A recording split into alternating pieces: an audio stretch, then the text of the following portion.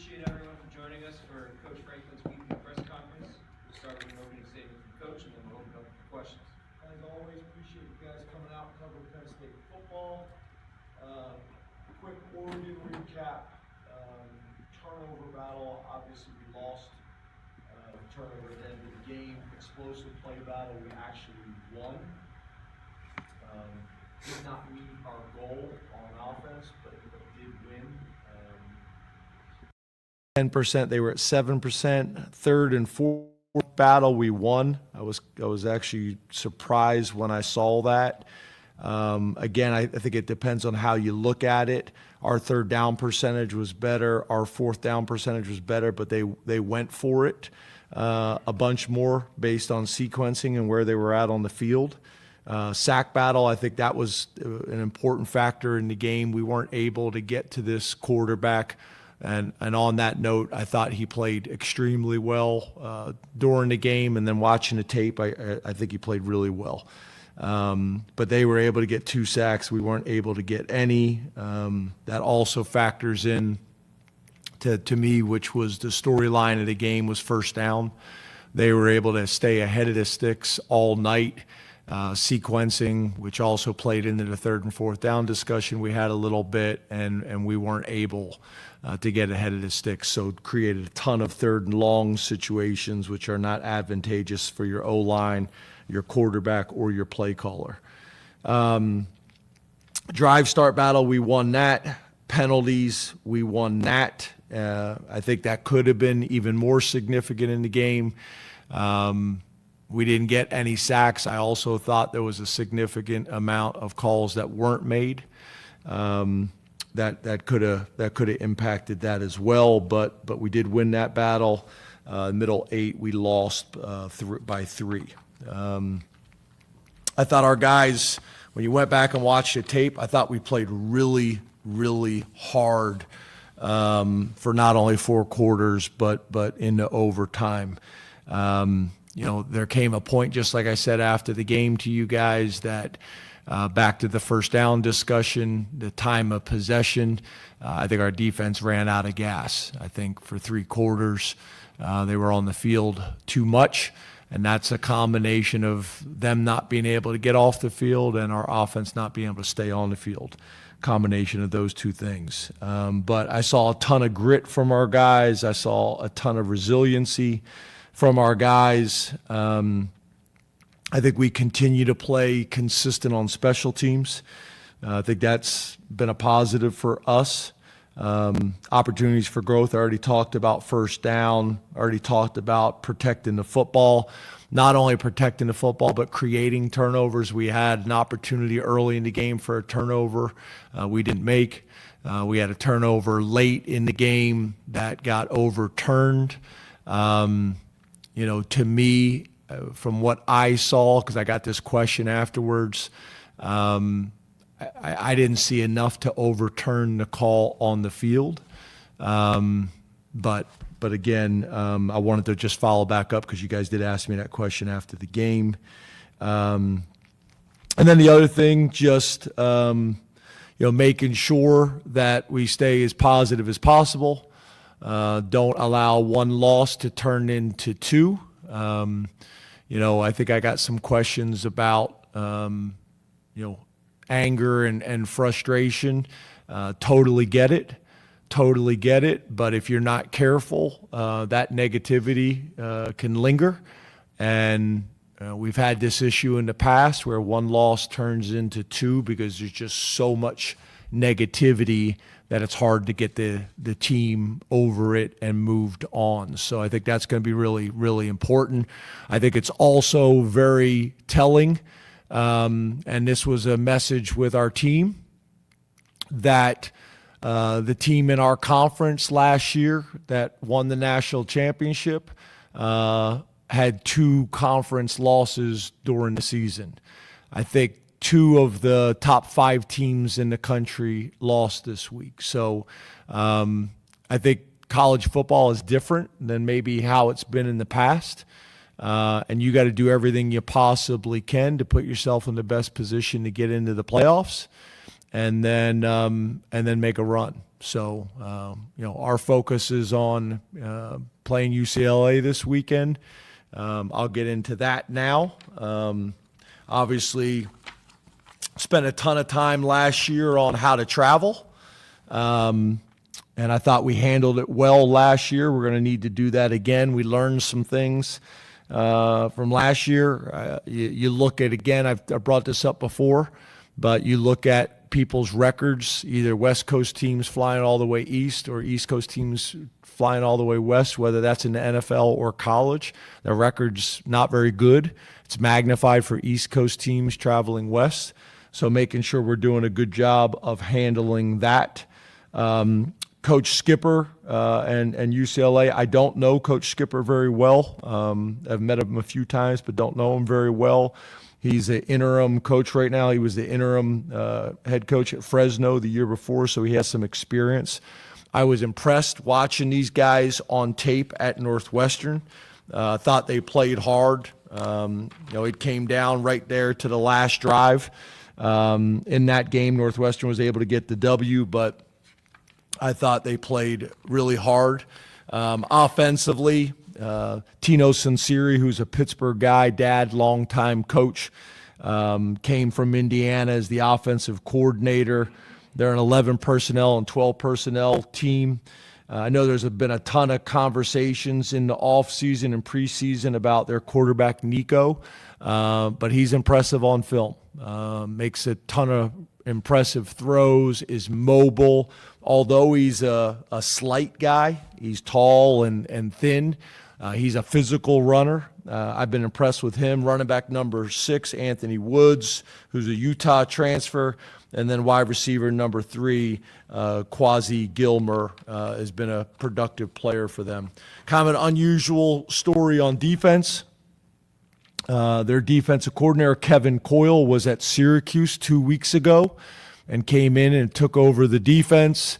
So for us, watching the beginning of the season compared to now, there's value in that, but also what they did this past week.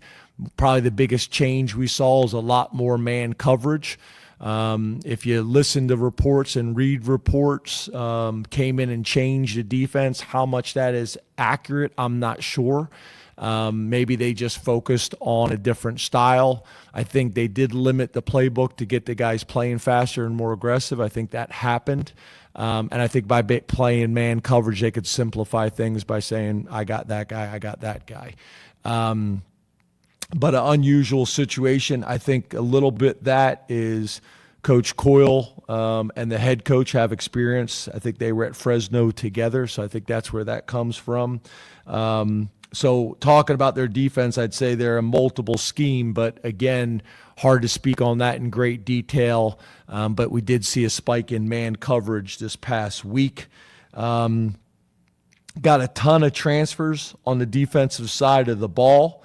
Linebacker number 32, Isaiah Chisholm, who's from Oregon State. Safety number 21, Cole Martin, who's from Arizona State. Been impressed with those guys. D-tackle number 99, Keanu Williams, who's a guy that's been there. Big guy, 6'5", 320-pound D-tackle.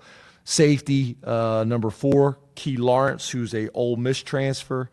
And then another massive D-tackle, number 58, Gary Smith, who's 340 pounds. Been impressed with him on tape. Special teams, they do not list a special teams coordinator, on their website. But from what we understand, we think Bailey McElwain is the guy that's handling special teams for them. His first year handling special teams there at UCLA in 7 years in his career. We've been impressed with their kicker, Mateen Bugani, their kick returner, number 22, Anthony Frias, and then their punt returner, number 7, Mickey Matthews, who is a Cal transfer. So really important that we get out there. We'll practice Thursday morning here and then fly out to California. Really important that we do a great job, that we get a win and get back on a roll. So appreciate you guys being here and open up the questions. Let's go to Rich Carcello, followed by Frank Bodani. Good afternoon, James. How are you? Good. Hey, Rich. James, you said last month that you thought this offensive line could be one of the best or the best in school history. And I was just wondering, are they playing that like that right now?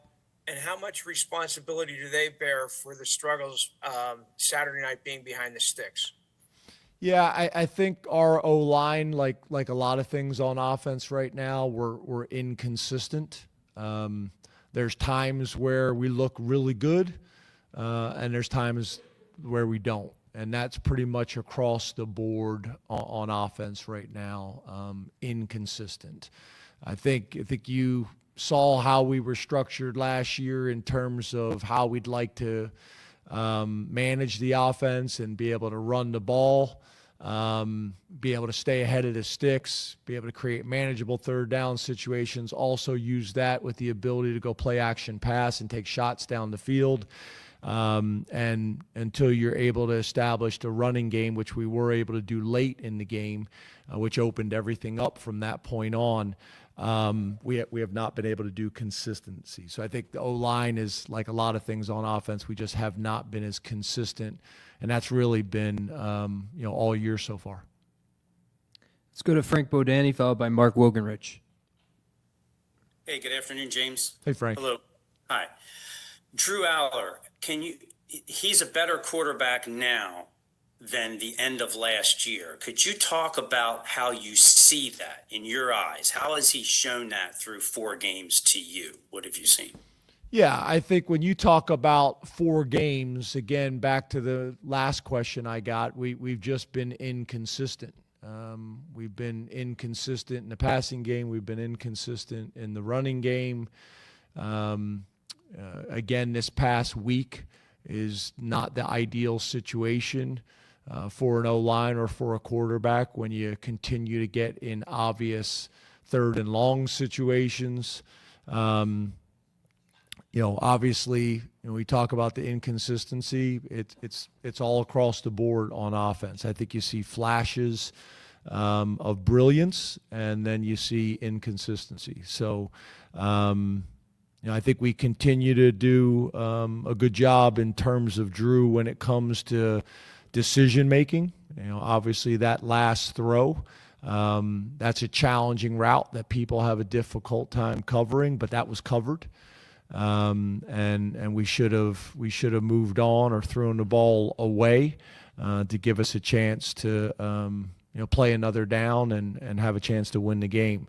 But I've seen his growth in practice, but obviously all these things need to translate to the game. And again, I think it's a consistency issue as much as anything. Let's go to Mark Wogenrich, followed by Mike Gross. Hi, James. How are you? Good, Mark. How are you, man? Good, thanks. You kind of referenced Ohio State's run last year and discussing the loss, coming back to win. Have you and Jim Knowles touched on that at all after Saturday night, specifically to having like a season still in front of you after an early loss? Yeah. I spoke with Jim about it.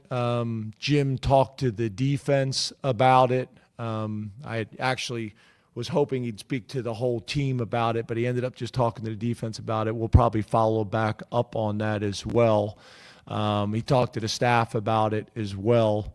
So yeah, I think that's been valuable. Obviously, he's got good perspective on these things, and a ton of information, from that situation. So yeah, definitely talked to Jim about it on Sunday, and we obviously had conversations before Sunday about it as well.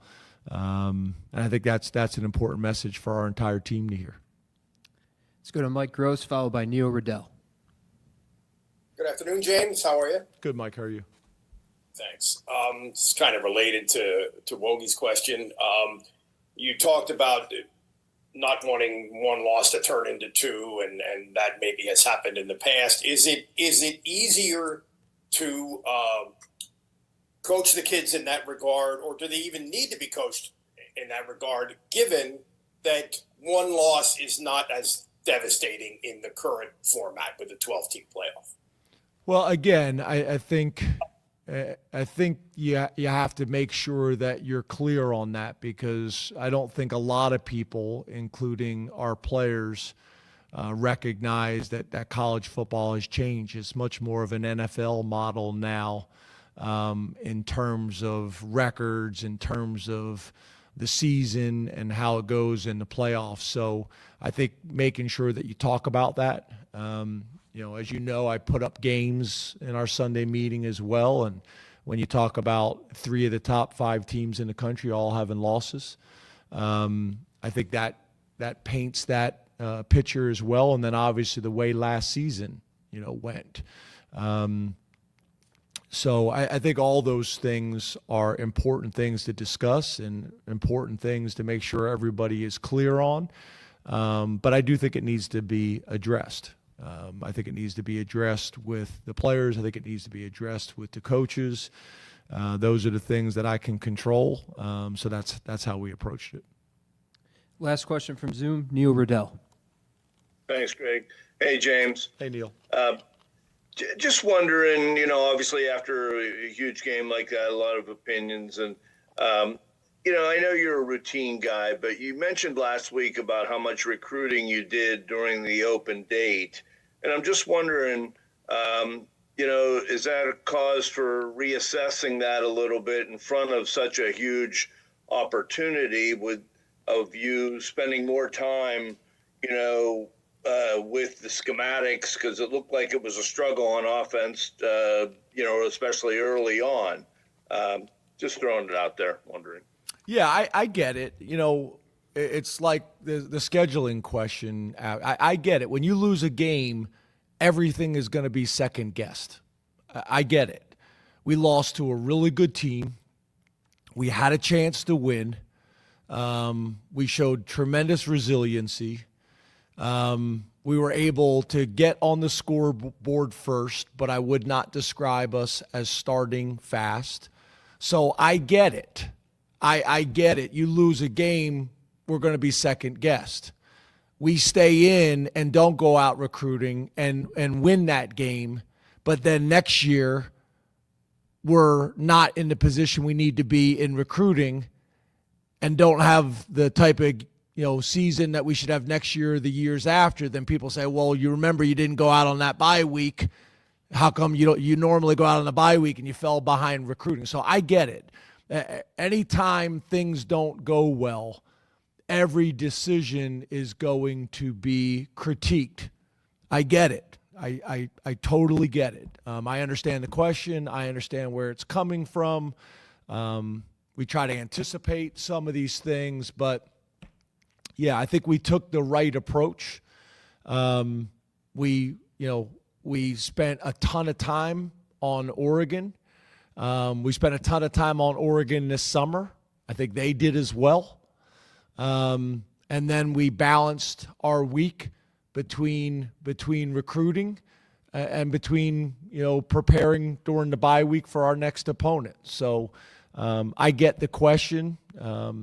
I don't know if I necessarily agree with it, but I also understand where the question is coming from, and I understand after a loss, everything is going to get second guessed. I get it. Go questions in the room over here on the right, Mark. Thanks for your time, James. You too. Drew seems to take these losses very hard. Is that a fair assessment, and is that a good thing or a bad thing? I'm not judging. I'm asking, how do you kind of view that? Yeah, I think we all do. I think when you put so much into something and you're so personally invested, it should hurt, right? As much as I'd like to say I love the winning as much as I hate the losing, that's not accurate. So I think Drew takes it very, very hard. I think there's a lot of similarities between the quarterback and the head coach because of the type of interactions you have, the interactions with the media, the fans. when things go well, the credit you get, then things don't go well. Like, yeah, I think he takes it very personal, and I think it's why he's so driven and why he's so motivated. I also think, it's hard when you're a 17, 18, 19, 20-year-old kid and you're walking off the field and you're already disappointed enough, and you're doing it in front of a fan base that is passionate and invested as well. So yeah, I think, I'd probably be more concerned if it was the opposite, if he didn't take it so hard. I think we're similar in a lot of ways. I feel personally responsible for the players. I feel personally responsible for the staff. I feel personally responsible for all of it. And I think our best players approach it the same way. And I think Drew's like that. So when things don't go well, I think he takes an approach like I take, and I think we all should. And I think Jim talked about this a ton on Sunday, and I know Andy did as well. But every single person in the locker room should start with themselves. I think it's human nature to point in another direction. And I think you have to be careful. We got families and friends that are trying to protect you, and they do the same thing. And if you're not careful, that's where your locker room can get divided. And obviously we're not going to let that happen. So I think he takes it very personal. Like what I have seen from really good players who are invested not only in this team but in this community, in this program, and everything. Over here on the right, John. Hey, James. Hey, John. Based on the first 4 games and how this offense has performed, do you feel like this identity has to be different than maybe what you this team's identity, this offense identity has to be different than what you perceived it was going to be at the beginning of the season? Yeah, I think that's a fair question. I think that's a fair question because we've been inconsistent in how we've been trying to run it. I think that's a good question. I think that's a fair question. Those are the things I think we look at every single week. What do we need to do to be successful? What are we doing well? How can we build on those things? What are we not doing well? And how can we either fix those things or pivot in a different direction, to your point? And then I also think there's just a part of, when it comes to players holding themselves accountable and coaches coaching them to get it done. We all got to own a piece of that. But I think your point is a fair one. Just because this is how we did it last year doesn't mean that's how we have to do it this year. And that's part of leadership, and that's part of decisions that need to be made. Audrey. Hey, James. Hey, Audrey. Building off of John's question, what do you feel like your offense does best right now? What are maybe some of those things that have stuck out to you? I think when we're running the ball, I think our play action pass is something that we have done well. I think when we can get Drew involved in the running game, I think that creates a lot of frustration for our defenses. So a lot of the stuff that you saw on Saturday where we're able to run some of the read packages, option packages, however you want to look at it, with the speed sweep or quarterback power stuff, that's difficult to defend, right? Whether it's the zone read stuff and getting him out the backside of the run to keep the defense honest is something that we haven't seen a whole lot this year, which I think is valuable as well. And I think we've shown that Devontae Ross can make some plays. He's done it now in multiple games. I think Trevor Pena's done some really good things. And Hudson obviously has had some games as well. So we got to continue to distribute the ball around. The other guy is Katron Allen is playing really well. I think Nick, although the statistics would not say this, I think Nick is playing very consistent how he's played in the past. The difference with Nick is there's been usually 1 or 2 runs where there's been a space, there's been a gap, there's been a hole where he can rip off an explosive run. And he's been a guy that's been able to do that throughout his career with a 60-yard run, an 80-yard run, things like that. That obviously changed the perception and changed the statistics. So, I think, again, both questions I think are fair. But I think when we're able to run the ball, our play action pass has still been something that's been very, very good to us. We've been better in short yardage than I think we've been in the past, but we got to get to more short yardage situations, and we got to continue to distribute the ball around. Katron Allen obviously has had a really good early part of the season, and we got to build on that too. On the right, Tyler. Hey, James, appreciate you Tyler. for talking with us today. Going to look at my laptop for a moment because I want to get these statistics accurate. As a junior, Drew was at 60% pass completion, all 12 regular season games. He was 65 or better in 11 of those 12. Since then, he's under 60% in 7 of the last 8 games, including the last 3. This deep into his college career, and considering the continuity with his offensive coordinator and his quarterback's coach, how do you explain this trend, and can your team accomplish its primary goals if this trend sustains? Yeah, no, the trend can't sustain, obviously. But again, I think we have to make sure that we're not in run, incomplete, or another run, and then obvious passing downs where we don't have clean pockets, we don't have open receivers. We gotta make sure that we're putting him in the best position as possible. There's some easier throws that we can find for him, whether it is quick game, whether it is screens, whether it is move the pocket, that we have to be able to do in these games to get him going like most quarterbacks. Obvious passing downs or significant shots down the field, 20 yards down the field, those things are going to impact completion percentage as well. So all those things factor in. But no, I mean, obviously you can't have bad statistics and expect that to lead to a positive result. On the right, Daniel. James, how are you today? Good. You talk about how hard you take losses and how hard Drew takes losses, but also the new landscape of college football and the way things are set up with the playoff. What has it been like for you to, I guess, recalibrate in terms of situations after a loss, and to get your players to maybe recalibrate to where one loss isn't necessarily the end anymore like it's been in the past?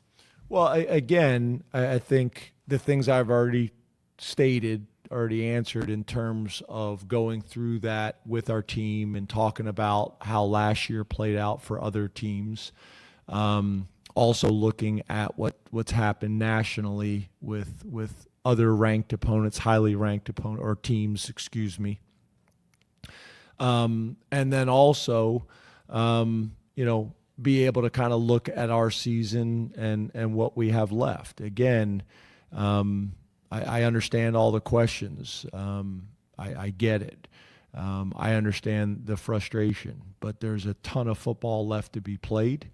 I think we're still ranked in the top 10. There's a ton of football and opportunities to be played to go do some special things. I think last year for us, as an example, we lost some games early on, and then we were able to get into the playoffs and make a run. And we were, a possession or a drive away for playing for the national championship last year after losses that were, resulted in a similar frustration and anger. So we got to bounce back, and we got to bounce back quickly. That's also why I moved the press conferences up to Monday, so that you guys can get your questions answered as soon as possible, and that it help us, myself and the team, move forward and move on as quickly as we possibly can. Over here in the back, Max. Good afternoon, James. When you talk about the defense maybe running out of gas toward the end, I wanted to highlight 3 positions. I think Zacchaeus King took every snap at safety, at linebacker, and then at defensive end. Nobody beyond the starters took more than 20 snaps. I guess, are you satisfied with how that rotation played out, and are you comfortable moving forward with the depth at those spots? Again, I understand the questioning. I mean, do we want to be in a position where a guy plays 82 reps? No.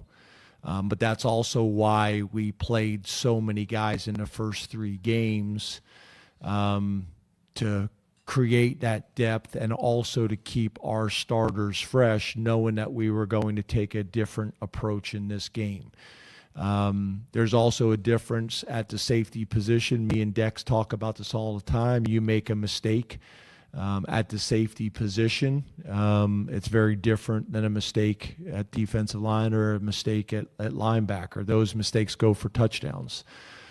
So no, we got to create more depth. We got to be able to play more guys, but we went into this game knowing that we were going to play our starters as much as we possibly could to win the game. So, yeah, I get it. The first 3 games, we could have played the starters more and probably played more consistent. Those were some of the questions. Then we get into this game and play the starters, at some positions, all, if not the majority, the reps, and then we run out of gas, and that gets questioned. So I get it. I truly do. And we have to work to create more depth where Dex feels comfortable putting those guys on the field. I think that's going to be important at linebacker as well. At safety, I think we have some more options right now that we feel good about. Linebacker, we have to develop and create some of those. But again, I get the question. In the back, Caleb. Hey, James. Hey, Caleb. Thanks for taking the time. Wanted to ask about the last offensive play there in double overtime. Kind of picking your brain of you and Andy. You have some time to obviously pick out that play knowing you're going into double overtime. Wondering the philosophy of running that play to the boundary versus the field. Yeah, that play is, if you study that play of our time here, it's almost always run to the boundary, and probably could find some tweets and other things where you loved it. We've run that play to the boundary, a similar variation of that for probably the last 12 years. Most people run that play to the boundary. We've had a lot of success with it. They did a really good job of coaching it and covering it, especially when it complemented the run that we've been running all game. And like I mentioned earlier, I think you got to give them credit. You got to throw the ball away or take a check down or run to give us a chance to play another down. But yeah, that play is typically run into the boundary. Again, you got to give them credit. And again, I understand the question. A lot of times when you run plays into the boundary, whether it's the run game or whether it's the pass game, and they don't work, that always gets questioned, right? Because from a common sense approach, the field has more space. The issue with that is a lot of times when you can go FIB formation into the boundary or FSL formation to the sideline, however you say it, a lot of times defenses call field defenses, which actually creates more space, creates more angles, creates more leverage into the boundary. So that's why some run plays are called into the boundary. Some pass plays are called into the boundary based on trying to take advantage of defenses playing field defense. And a lot of times you can gain leverage advantages, or you can actually, I know it seems strange, but space advantages into the boundary. So I hope I answered that question fairly, but that's why. John. James, you talked post-game Saturday about like the narrative around you and big games and all that stuff. What are the last 36 hours like for you from a personal standpoint, and how do you change how you personally handle that, from away from football stuff? Yeah. We have lost to really good teams. We've lost to really, really good teams. And I take that very hard, and I take that very personal, because I know how important it is to so many different people. And I always start with myself and the things that I can control. That's why I take things so personal. That's why I take things so hard. And whenever you do that, you have to be careful. You try to tune out all the noise that you possibly can, again, which is difficult in today's day and age. And I try to insulate the players as much as I possibly can. Whether it's Greg Kincaid or Chris or other people will send me cut-ups or examples of how maybe other coaches and other people handle some of these questions. And I think that perspective is good. Some of the way those things are handled at other places, I don't think would go over very well here. If I got up in a press conference and said some things that I've seen other people say, I don't think that would go over very well. So I try to be as respectful as I can. I try to answer the tough questions that you guys give. It's not always easy to do. I wouldn't say I enjoy this whatsoever. But I also understand you guys got a job to do, and these tough questions are going to come. I will also say that I'm not going to allow one loss to define our season, and I'm not going to allow a few losses to define my career and what we have done here at Penn State.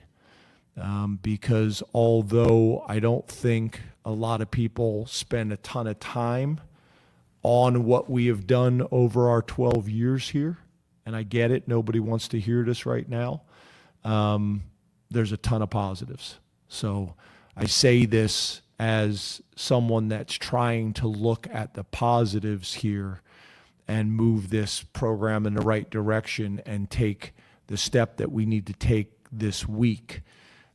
So I want this to come off as me stating some positives to answer your question, and not just focus on the negatives, because I don't think that helps solve the problem.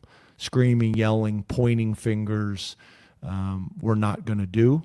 And also there's a part of making sure that I represent this program, this university, the right way, and do it with class and integrity.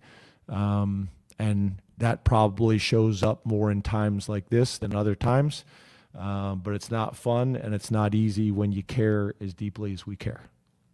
We got time for one more question in the back. T. Frank. James, thank you for your time. Yes, sir. Question, we've talked a lot about the offense, obviously. How quickly or how long do you think some of the changes you've suggested or you've discussed today could take to implement, in terms of, is it a thing that next week on the field it could look totally different, or are these some of the things that you're talking about, some of the ideas we've talked about? What is the timeline and what you think of a turnaround for the offense in that regard? Yeah, sorry, I'm smirking because whatever I say, the next week we walk in here and then that's the next question, right? Oh yeah, we're going to get this turned around now, and then all of a sudden it doesn't happen. Or if I say the opposite, they're like, well, because I understand totally from that perspective. I'll still answer your question, but yeah, you can rephrase it if you want to, but I'm going to answer your question either way. I'm not just going to say that and move on. But no, I understand the time element of that being, problematic in terms of getting to what the answer, you might want to actually give is. So how challenging is it to make changes either schematically or personnel wise in the middle of the season to affect the positive changes you want? Yes, sir. And I'm not saying you were asking that question trying to put me in that position, but that's what it would have been, right? Yeah, I think the reality is I think things can change quickly, right? There's the opportunity for that aha moment when things just start to roll. A guy makes a big play, and then the confidence and that momentum just takes over, right? But that's not always the case. Sometimes it's a grind, and you're going to grind this thing out and find ways to get ugly wins. It's interesting because, as you know, we're close to the Eagles and we're close to Saquon. And one of the things that got sent to me today, not that I get to follow it as closely as I would like, but I guess their running game has been struggling and Saquon's numbers haven't been as big. And people are asking why and this. And I think the answer from the offensive lineman that I saw with the accent, he's a massive human being with a beautiful accent. I don't want to mispronounce his last name. How do you say it? Thank you. And what he said was it's like he has a block one play that he'd wish he could have back, and then the next play it's another guy or the tight end or a misread. You're close. And the fortunate thing for the Eagles is they've been able to do that and do that through winning, right? And for us, we've been able to win up to last weekend. So then all these things become magnified. And now we're sitting here answering these questions and these answers become more impactful. So I to answer your question is back to what I said. I think we could make a few plays, we could get a couple big runs, and the light go on, and the energy's good, and the momentum's good, and we start to roll.